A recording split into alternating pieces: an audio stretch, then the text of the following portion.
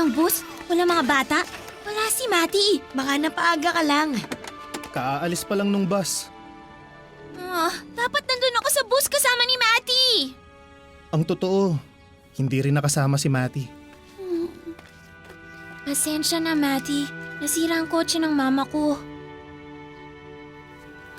May oras pa naman. Pwede tayong dali ni Gizmo.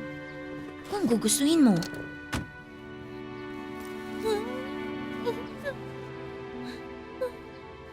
Tara na, Matty. Umuwi na lang tayo.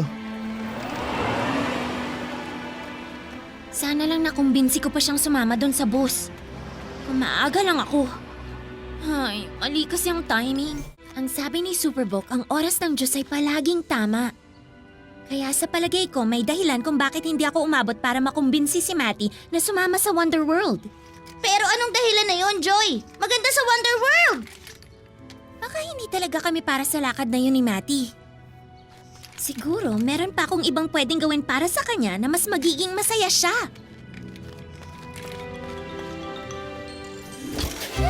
Kumapit ka lang! O, ayan na!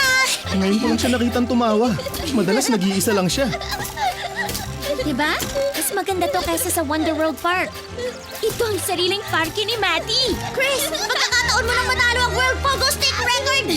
Mukhang hindi na ako tatanggi dyan. Hindi papayag si Matty na huminto ako. Ang oras ng Diyos, hindi magkakamali.